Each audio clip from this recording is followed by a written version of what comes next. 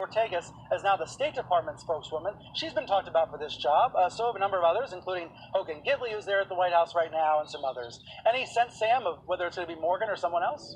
I think that Morgan is very happy where she is at the State Department. But as I just said about Sarah Sanders, what does it matter who the new press secretary is? Donald Trump briefs the press every day, multiple times by tweet. Last night we had him saying that reporters should be executed for doing their jobs. Whomever actually decides to take that position is irrelevant. We're talking about his tweet involving the New York Times and treason. Let's put it up on screen. He accused the New York Times of a virtual act of treason, which, as you're suggesting there, it's a death penalty offense. He's referring to a story in Sunday's New York Times that is all about Russia. The headline in print, U.S. buries digital landmines to menace Russia's power grid. In our most private places, election infrastructure, as well as our electric infrastructure, and even residential homes. So the president authorized the Pentagon, the Department of Defense, to level the playing field by launching similar attacks against the Russian infrastructure. But my question coming out of this story and the tweet that the president issued last night is, who's he so worried about upsetting? He's tweeting about executing journalists. But he's not literally doing that. No, he's saying that they're virtual act of treason. Yes, but treason is punishable by death, and it's a dangerous statement to make. But my question again, Brian, is who's he worried about upsetting with this story? The United States is launching these operations to try to protect our country from further attacks, and he's weeks away from seeing Vladimir Putin. Is he worried that Putin is going to react negatively to the story? Or is he worried about the fact that buried in that story it says his own team is worried about briefing him because they're worried that he's going to leak that information? He's lashing out at the Times rather than lashing out at Vladimir Putin or any of our other enemies.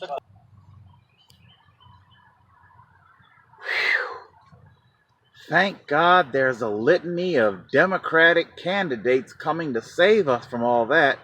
Yeah, I mean, once we get a Democrat elected, we'll never have to worry about that kind of governmental tyranny or oppression, or the government saying that journalists should be executed, right? I mean, the Jamal Khashoggi fiasco could never happen here in America, especially if we keep Democrats in power, right? About the American Journalism Fellows proposal that you've made. You were out with this very early, before anybody was really paying attention to the 2020 race, and you're suggesting government investment for newsrooms. Yeah, if you look around the country, over 1,200 local newspapers have shut their doors. And studies have shown that if you don't have local journalism, then voting becomes more polarized and extreme. And it makes sense. Like, you don't have any local news, you're just going to vote along your party affiliation. And so if you believe in a vibrant democracy, or even a functional democracy, then you have to believe in local journalism. And local papers used to rely upon classified ad revenue to survive, and now all that revenue's disappeared to the internet and Craigslist. So as a society, we have to say, do we believe in democracy? And if so, then we have to find ways to support journalism around the country. So I have a local journalism fund, I have the American Journalism Fellows.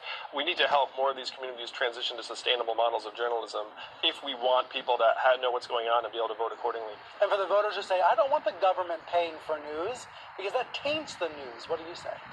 Oh, well, in my framework, they'd literally just be giving matching funds to local organizations, so it's not like there's any federal say in terms of what the heck gets published. But you have to look up and say, we've gone through this fortunate period where the market could support journalism, and now we are leaving that period. And so if you want local journalism to survive, which I think is a must, then there are limited sources of funds, and the federal government is, to me, the most sensible one. As you gain more momentum, so comes more media coverage. That includes more media scrutiny, some more critical coverage. There's been some headlines about that recently. How are you handling that? What's that like for you as someone who hasn't been in the public eye to this degree before? Well, again, most Americans are still just getting to know me, and I'm excited whenever anyone decides to turn the spotlight on me in the campaign, because then you dig into our vision for a trickle-up economy, for a freedom dividend of $1,000 per American adult per month, for an economy that revolves around making us healthier and stronger and not this phantom GDP measurement.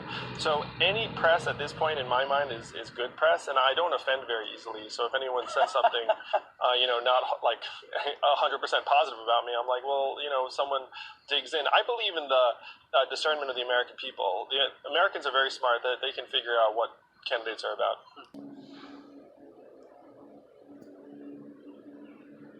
Uh-oh. Looks like Andrew Yang's at it again. Hard at work dismantling what America is all about. I knew that he was going to talk about that ridiculous UBI of his, a UBI that I can't help but continue to notice. He's very careful about things that he says and the things that he doesn't say. He says every adult, but what he doesn't tell you that the ages are between 18 and 64, which means you're eventually going to get pushed off the cliff of his UBI should you live long enough. But here we have Andrew Yang talking about co-opting one of the great tenements of America, its free press, and funding it with the government. Oh. And of course, I can see all of his Yang Gang trolls, who I'm quite sure will pounce down below in the comments section, because this title is definitely going to have Andrew Yang's name in it. We definitely can see how people will begin to conclude that Andrew Yang is definitely a communist, and that he is looking to herd Americans together like dogs in a kennel. Could it be this dystopian future that Andrew Yang is so hell-bent on Americans not knowing about? And of course, with him wanting to roll in such a diabolical future, then yeah, he is going to want total control over the press. Some of you might think that it's not that big of a deal.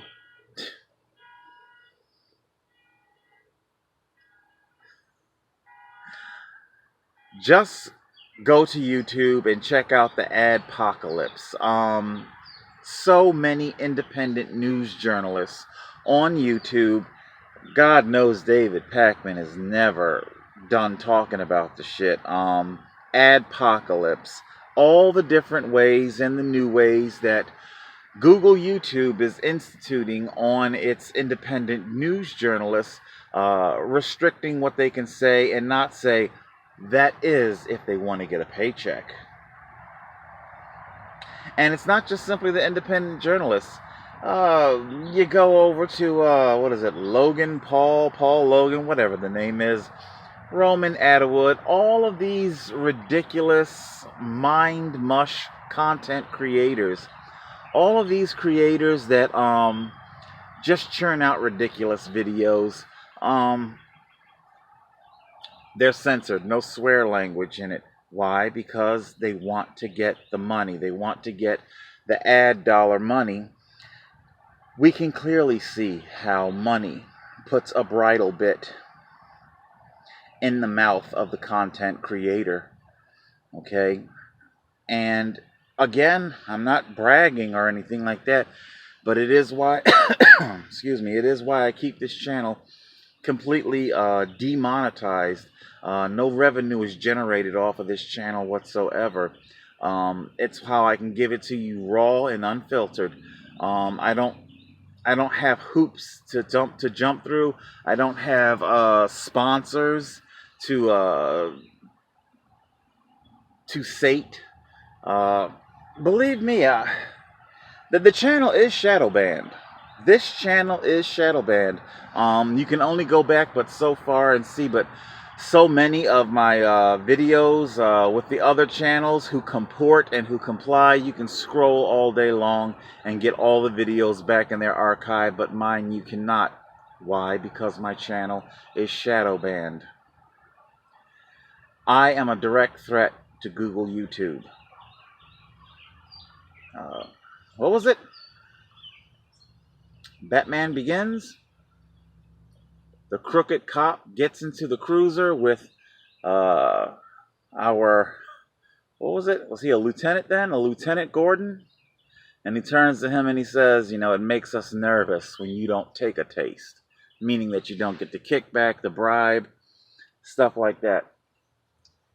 That's basically what's going on. That's basically my relationship with YouTube. It makes them nervous that I can't be controlled with money that gets dangled. Ooh, ooh. Let's tell them your name. Brian. Brian. Are you the real Batman? Okay, I'm sorry. I get caught up. I love that movie. Anyway, back to more serious topics here. So Andrew Yang he is laying the groundwork, sowing the seeds for taking hegemonic total control over the free press of America. But why? What is it that he wants to be able to curtail? What is it that he wants to quell? What is it that he wants to keep shrouded in secrecy? What kind of future does Andrew Yang have for America? Let's take a look. To live in Hong Kong than anywhere in the world.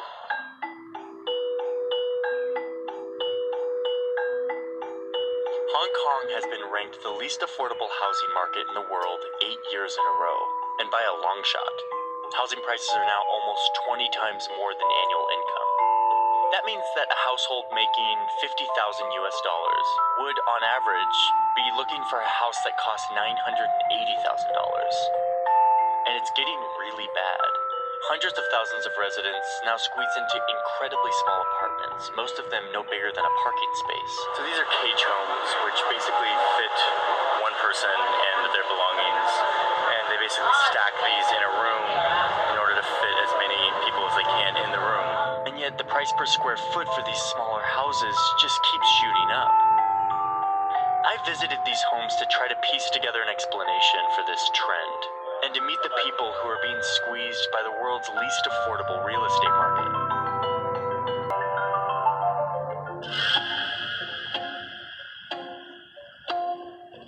There are now tens of thousands of people in this city who live in spaces that are between 75 and 140 square feet.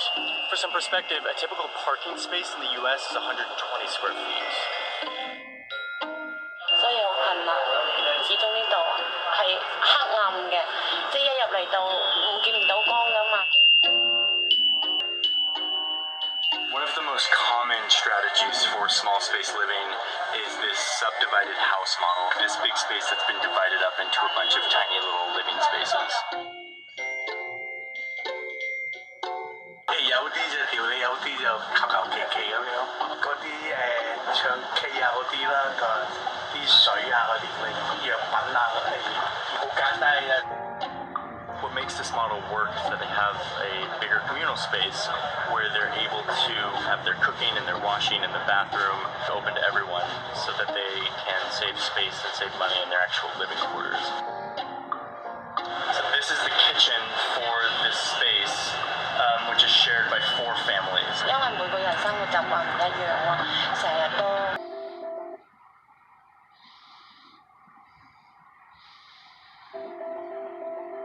Of all the small spaces, this is easily the most cramped. These are coffin homes. Could I ask you just a quick question about your living space? 一個人都話，多個人都唔得。呢度一個月咧，呢個位就2100蚊。住得三間大約呢2年啦，喺香港啲月費都太貴。住得呢度一個 living space， 一個人都話，多個人都唔得。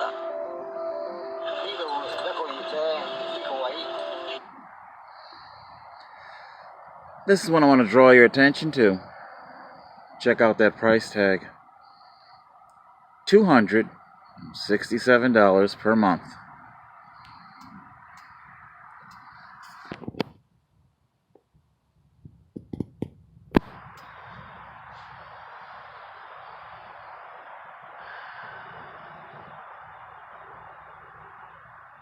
And when you only have $1,000 to work with. Now, do you see where I'm going with this? Dog cage kennels. That's what Andrew Yang has for America. It all looks very wonderful right now. $1,000, no questions asked. Matter of fact, he's banking on you not asking any questions. When he says no questions asked, he means not only will he not ask any questions, well, not too many anyway. He will want to know if you're already receiving benefits. But what he really means is that he doesn't want you asking him any questions. You see, Andrew Yang is heavily invested in many of the tech companies that are about to automate your job the hell away. If I'm not mistaken, I think Cory Booker was down there with McDonald's and doing that sad, tired Fight for 15 thing again. Oh, please. Give me a break. Fight for 15 is so tired, old, and over. Fight for 15 was 5 years ago, man. All right? Unless you're bringing in at least $20, maybe $22 an hour, then there's nothing that 15 can really do for you to get you out of a dog kennel. Okay? I will post that down below. That was a very gripping piece that Vox did on Hong Kong. Oh, and before I forget, because you guys know how I'm always riding the Jews' ass. Like I say, it just what I've tried to communicate to you. It's not that I vilify Jews.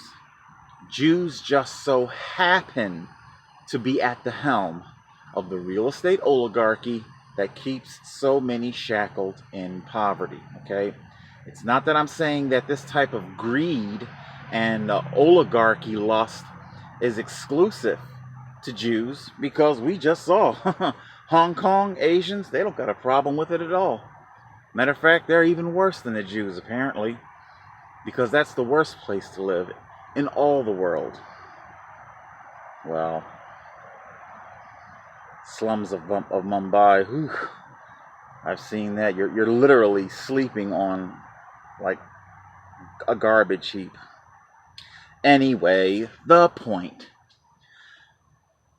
I just simply want to make it known that it's not that I go out of my way to target Jews. If Jews happen to be a qualifier, a descriptive adjective qualifier that is part of the analysis process of poverty, because that's what I do. I target poverty. If Jews are attached to that poverty, then so be it. But in this particular instance, it's Hong Kong oligarchs that are attached to it. Anyway, so I'm gonna link that down below. You guys can check it out. Yes, I truly do believe that this is the future. I don't think it's a stretch at all. Let's see, do I want to play that part for you? I'll play it for you. Just a little quick tidbit of it. Because that whole dog kennel thing. Hold on a second. They're slow to change, mainly because they have an incentive to keep the status quo as it is. Out here at this industrial complex in Hong Kong, I met with a guy named Eric Wong, a local inventor and businessman who has seen a business opportunity in the midst of this space crisis. Eric grew up in Hong Kong and has been thinking about small space living for a long time. 其實喺我幾歲嘅時候，第一個 capsule 點樣嚟咧？ Oh, it has Wi-Fi. His capsules come in 1 or 2 person sizes and are meant to provide a more efficient and hygienic version of the cage and coffin homes, all at a relatively low price. 呢啲款式咁啊喺國內啦，我哋買到係齊3000蚊一個探床。 Well, for the more gentrified, sterilized version of your dog kennel, you can get that for $382 US.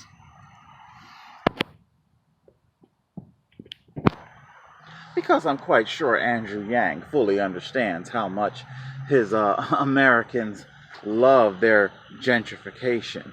You know, oh, I'm not in the steel cage capsule, I'm in the space capsule. It's a fucking Rubbermaid. It's like a fucking 100-gallon Rubbermaid tote with a couple of bells and whistles thrown on it. Big fucking deal.